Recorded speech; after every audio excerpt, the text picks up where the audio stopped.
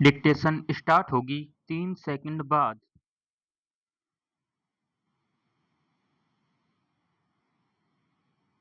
Start. आदरणीय मंत्री जी, खाद्य व आपूर्ति मंत्रालय की संसदीय सलाहकार समिति के अधिसंख्य सदस्य भारतीय खाद्य निगम के कार्यकलापों पर असंतुष्ट हैं। समिति की एक बैठक बुलाई गई जिसमें निगम के कामकाज और तौर तरीकों पर गहन विचार किया गया।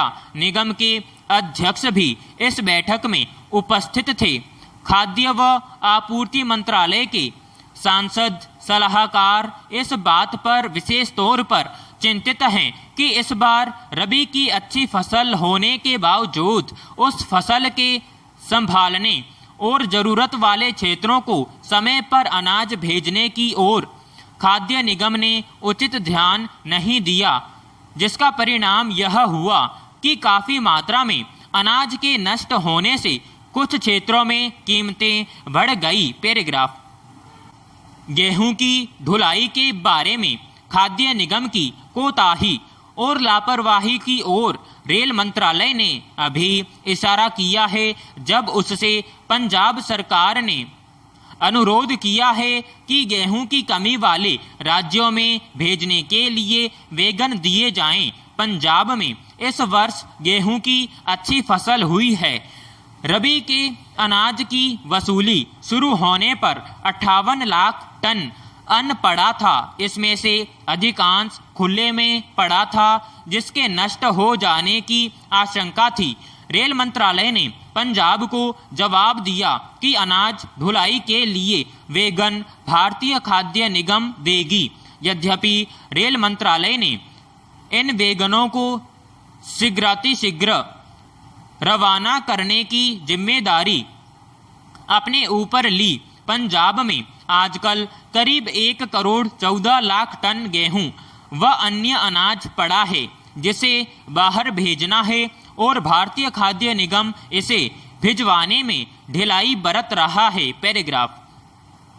मानसून के वर्तमान अनुकूल रुख को देखते हुए पंजाब में खरीफ के चावल की वसूली 38 लाख टन होने की आशा है। यह वसूली अक्टूबर में शुरू हो जाएगी।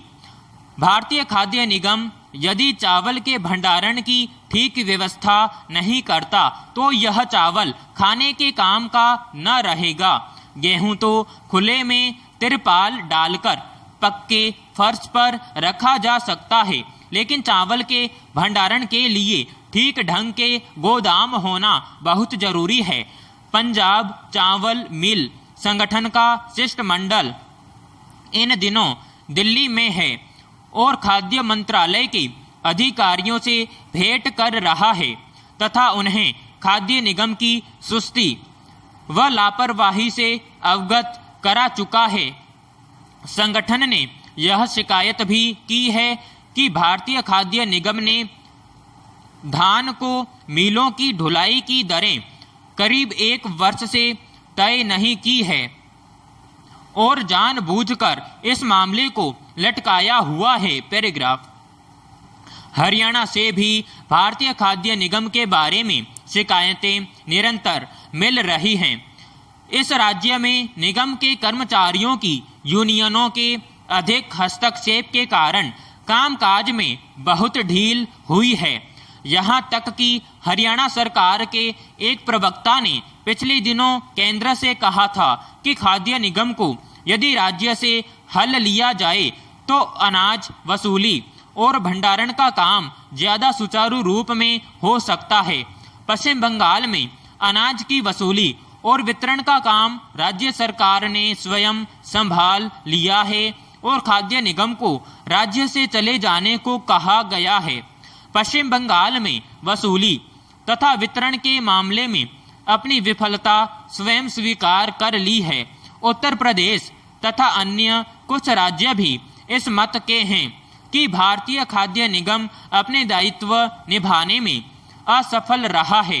राजनीतिक कारणों से वे खुले तौर पर भले ही न कहें, लेकिन केंद्रीय खाद्य मंत्री से बातचीत में निगम पर दोषारोपण कर चुके हैं। अतः मेरे विचार में भारतीय खाद्य निगम में अभी भी सुधार की काफ़ी गुंजाइश बनी हुई है। विराम समाप्त।